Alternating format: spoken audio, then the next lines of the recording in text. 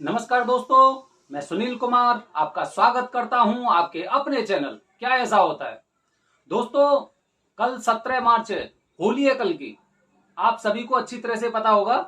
और जो लोग मेहंदीपुर बालाजी जाने वाले हैं होली पर, उनके लिए मैं कुछ विशेष बातें बताने जा रहा हूं जो आपके लिए बेहद जरूरी है। सबसे पहली बात मैं आपको बता रहा हूं, जब भी आप मेहंदीपुर बालाजी पहुंच जाएं और अगर आपको दरखास्त या अर्जी लगानी है तो उसकी मैंने पूरी विधि अपनी पिछली वाली वीडियो में आपके साथ शेयर की है। अब उसके साथ जैसे वहां पर आपको अर्जी या दरखास्त लगानी है तो मैंने कल आपको कुछ सामग्रियां बताई थी। जैसे कुछ चावल की मात्रा बताई थी, कुछ मैंने उड़द की दाल की मात्रा बताई थी और कुछ प्रसाद बताया था। अब दोस्तों क्या होता है, जब मेहंदीपुर बालाजी पर वहां पर हम पहुंचते हैं तो हमें वहां पर दिखाई देता है कि भीड़ इतनी ज्यादा है, इतनी ज्यादा भीड़ है। अब मैं प्रसाद कहां से लूं, कैसे प्रसाद लूं? यहाँ पर तो किसी के पास प्रसाद है ही नहीं है। काफी बार ऐसी स्थिति आ जाती है कि हम यहाँ से पूरी प्लानिंग करके जाते हैं और उसके बाद जब वहां पर हम जाकर देखते हैं तो वहां पर हमें कुछ भी वैसी चीज दिखाई नहीं देती है। प्रसाद खत्म हो गया दुकानों से, ऐसी स्थिति हमें दिखाई देती है। तो उसके लिए मैं आपको कुछ बात बता रहा हूं, उसे आप गौर लगाकर सुनिए। आप अपने साथ एक गर्म पानी करने वाली केटली अवश्य ले जाएं। अब जब आपके पास गर्म पानी वाली केटली होगी तो क्या होगा कि आप उड़द की दाल और चावल आपको वहां कहीं से भी मिल सकते हैं। और इन केस अगर आपको वहां से वो सामग्री नहीं मिलती है तो मेहंदीपुर बालाजी के जो मोड़ की तरफ से आप आते हो, तो मेहंदीपुर बालाजी मोड़ से मेहंदीपुर बालाजी तक करीब 3-3.5 किलोमीटर का रास्ता है। वहां पर आपको कोई दुकान दिखाई नहीं देगी। उसके बाद मेहंदीपुर बालाजी मंदिर से करीब 6 किलोमीटर दूर पहाड़ी के दूसरी तरफ एक तहसील है जिसका नाम है टोड़ा भीम। आप टोड़ा भीम में जाकर वहां से लड्डू, दाल और चावल ले सकते हो और जो आपने केटली ली है उन्हें उसमें आप उबाल सकते हो और इस तरह आप अपनी अर्जी लगाने की सामग्री पूरी कर सकते हो। मेहंदीपुर बालाजी का जो मंदिर है उसी के पास से आपको ऑटो या शेयर्ड ऑटो टाइप के मिल जाएंगे जो करीब एक सवारी से करीब 20 रुपए लेता है और वो आपको एकदम टोड़ा भीम के मार्केट में आपको छोड़ देगा। और जिससे क्या होगा कि आप वहां से वो सामान ले सकते हैं और लौट के वहां से आप अपनी धर्मशाला या अपने होटल पे आ सकते हैं। तो इस तरह आप अर्जी की सामग्री को आप अपनी को और वो आप ले सकते हो, उसकी व्यवस्था कर सकते हो।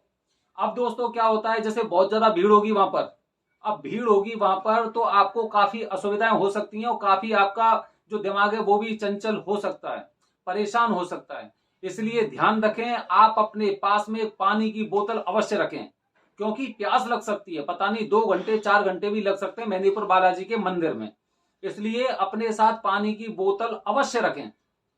एक और इंपॉर्टेंट बात बता रहा हूं जो आपको मैं पहले वाली वीडियो में भी बता चुका हूं कि आप किसी का दिया हुआ प्रसाद ग्रहण नहीं करें। किसी भी तरह के प्रसाद को स्वीकार नहीं करें आप वहां से। अगर कोई बंदा आपको वहां से प्रसाद बांट रहा है तो, अगर कोई भंडारा या लंगर लगा हुआ है वो एक अलग बात होती है, लेकिन काफी लोग होते हैं जो वहां पर अपनी अर्जी और जो दरखास्त होती है उसमें से प्रसाद देने की कोशिश करते हैं जिससे वो अपने परिवार की बीमारियों से पिंड छुड़ा सकें।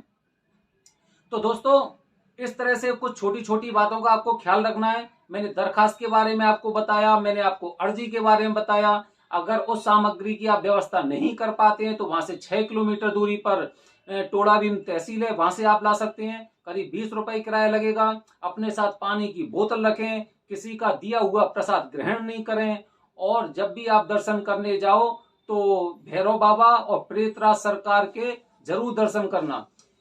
जो प्रेतराज सरकार का मंदिर है एकदम हनुमान जी महाराज के एकदम पीछे की तरफ से सटा हुआ है, तो इसलिए आपको ज्यादा जद्दोजहद करने की जरूरत नहीं पड़ेगी। और वहां पर 2 बजे पेशी होती है। लोग कहते हैं पता नहीं किस तरह की पेशी है, क्योंकि उनका नाम है प्रेतराज सरकार, सरकार है उनकी। इसलिए क्या है, जब वहां पर किसी की पेशी होती है, कोई बंदा वहां पर जाता है जिसके ऊपर भूत प्रेत की बाधा होती है, और तो वहां पर उनकी उसमें प्रेतराज के मंदिर में कीर्तन होता है, भजन कीर्तन, उसी को पेशी कहते हैं। और उस कीर्तन के दौरान जो ऊपरी हवा होती है, तांत्रिक शक्तियां वगैरह होती हैं, वो अपने आप वहां से एकदम दूर भागती हैं और प्रेतराज सरकार उन्हें दंड देते हैं। तो इसलिए ऐसे मंदिरों में भी आप अवश्य वहां पर दर्शन करें और दर्शन का लाभ लें। जब आप इतनी दूर से होली पर जब वहां पर जा रहे हैं तो आपको ये सब बातें ध्यान रखनी चाहिए। किसी का दिया हुआ प्रसाद ना लें। और एक सबसे लास्ट में इम्पोर्टेंट बात, वहां से कोई भी खाने पीने का सामान अपने साथ वापस लेकर ना आए। कोई भी खुशबूनुमा प्रोडक्ट वहां से खरीदकर अपने साथ लेकर ना आए। अगर आप पानी की बोतल भी लेके आ रहे हैं तो पानी की बोतल भी आपको वहां से लेके नहीं आनी है। जब आप मेहंदीपुर बालाजी के मोड़ पर पहुंच जाएं तो वहां से आप दूसरी पानी की बोतल खरीद सकते हैं। मेहंदीपुर बालाजी के मंदिर से खाने पीने की और जो खुशबूनुमा सामग्री है वो कोई भी आपको अपने साथ लेके नहीं आनी है। कल 17 मार्च का त्योहार है और आपको पता है जो होली, दीपावली, दशहरा पर काफी क्या है कि जैसे कि उनको ना वो दंड उनका पूरा होता है। शक्तियां अपने अपने प्रभाव को छोड़ती हैं, खत्म करती हैं, उनका दंड पूरा होता है तो वो उसमें से जो संकट है, संकट में से बाहर निकलती हैं चीजें। इसीलिए कोई भी संकट आपके साथ ना आए, इसलिए इन बातों को आपको ध्यान रखना है। दोस्तों, अगर आपको ये जानकारी अच्छी लगी है तो ज्यादा से ज्यादा लोगों तक इस जानकारी को शेयर करें। हमारे वीडियो को लाइक और सब्सक्राइब करते रहें। जय हिंद दोस्तों, जय भारत, हर हर महादेव।